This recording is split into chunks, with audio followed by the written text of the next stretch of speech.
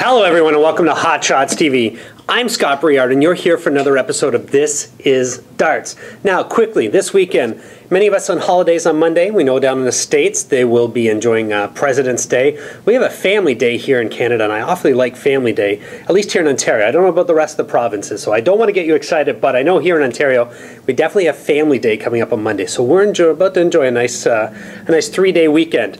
Anyway, let's touch on something this week. Over in England, Premier League started off again on Thursday.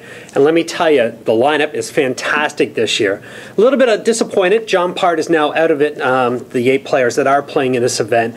But got to tell you, Simon Whitlock now involved in it. Great seeing him there. Anyway, matches for them this week. Ronnie Baxter did tie Terry Jenkins 7-7. Baxter must be playing well because Jenkins is sure on form. Mervyn King, again, one of my favorites, and as I say, watch him. He might just slide into the 2nd or 3rd spot there with Wade and Barneveld, so you never know. Mervyn King is playing well lately. Took down Adrian Lewis 8-5. Again, Barneveld 8-5 over Wade. And an interesting match. Taylor Whitlock. Taylor was sick all week, and they said Taylor was going into it not in his finest form, but did throw well enough, got Whitlock 8-3 in a sort of a rematch from the World Championships final anyway. So 8,000 people in attendance for this in London. Big numbers for those showing up for a major dart event. It's fantastic to see, and we know that the sport's only getting bigger. So, within reason for all of you to continue practicing and getting better. Who knows where you're going to go and what's possible for all this. These guys are doing great. Big prize money these days in darts, so it's great to see. And again, great to see 8,000 people out watching a major event like that in London. So that occurred this week, and I know there's other Premier League weeks coming up in that, so we'll definitely keep you posted on all of it here. Now, something else I did want to touch on this week, and something I'd sort of forgotten about. Knew it occurred in darts, but something that we hadn't really seen in a long time. Many of you, if you've been around the sport for a while, you're aware back in about 1986, Eric Bristow got Dartitis. So to speak, Dartitis when you're unable to release the dart while throwing. Certainly a psychological issue when you're overthinking, too much stress, too much pressure you're putting on yourself, the inability to throw a dart, I guess you could say. Eric had it, got through it because he did go on and win another world championship after '86 with it.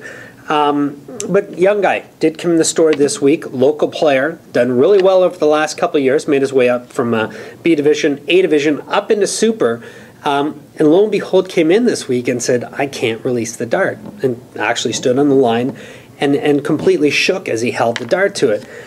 Going back about 8-10 years ago, another great customer of ours, someone actually played in, I believe, the Etobicoke League, potentially the South Etobicoke League. Anyway, Fausto Finelli picked it up. I remember Fausto certainly putting a lot of pressure on himself, and it's just the ability, that sort of stress level, that pressure of, I need to hit that number, I need to hit that double, and it's just a psychological thing where the dart is unable to be thrown at a standard rhythm as you would normally throw darts. It's a horrible thing to see with people. A lot of the websites sort of refer back to it, and Bristow did, I remember, a TSN interview with Pat Marsden, related it back to yips in golf. When you're putting and you just not the ability to send the ball at the target into the hole, and sort of that pause and that inability to actually connect with the ball. So it's interesting how it relates to golf. You're after that one target, there's no margin of error, you have to hit it. Same with darts, hitting the triple, hitting the double.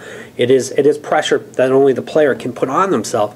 It was disappointing this week. This young guy did come in. So we went over a few solutions, and if you've ever dealt with Dartitis, I need some feedback. Pass on what solved it for you. There are some of you out there that have dealt with this. It's an unfortunate thing. As a youth player, Nicholas Mills, I believe his dad had it, Peter as well. Nicholas certainly did. For those of you watching that did play youth darts with me in Darts Ontario, you remember Nicholas from Brampton with us, and Nicholas went through a period there where just the hand just would not release the dart. Sheer pressure that you're putting on yourself. So, some solutions. We worked with a young guy here this week. Definitely start playing with the opposite hand. Not playing leagues or tournaments, but when you're home practicing, playing with the opposite hand, you won't find that hesitation, and you will have the ability to throw darts at a standard rhythm that you normally throw with your constant hand that you usually use to play. But it'll give your body and your mind that ability to throw at that routine again. And then after a few days of just practicing with your opposite hand, go back to your standard hand, and you'll probably find that you're able to release a lot easier. Some other tips and tricks I read through the internet and found. I don't agree with all of them. One of them is to turn lights out and throw the dartboard. Not a good idea if you have cats, dogs, kids in the house. You may just hit them. So be cautious on that one. There's another solution I was saying about look at the dart, not at the board. We did try that. That didn't seem to sort of provide as easy of a solution as throwing with an opposite hand. And then we had another great dart player here this week who I actually had a conversation with about this.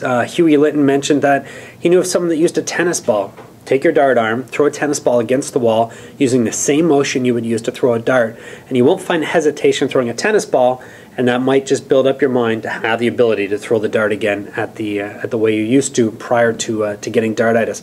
Anyway, unfortunate thing. How do they characterize it here? Dartitis, a condition which affects dart players, severely damage their performance and results. It can be compared to the yips movement disorder, which can affect golf players as they're taking their putting stroke. The term is used in reference to players who struggle with some kind of psychological problem with their technique and the release of their darts. Anyway, noted that Bristow, as well as players Mervyn King, Mark Walsh, Richie Burnett, some of the major pros have also dealt with this. So it's not just maybe you down in local league or playing in local tournaments dealing with. The pros have. Certainly it's a pressure thing. So hopefully it's not something that's occurred with you. If it has and you solved it, send me some information. Scott@hotshotscanada.com. Send me an email. Let me know how it was solved for you. And certainly we're going to be following up with this young man to find out what correctly solves it for him. And we'll definitely do a show on it just to make sure we have some solutions for you in case you get the yips. Anyway, we're off. We're on our way up north. I've got my toque. I know there's going to be some snow up there.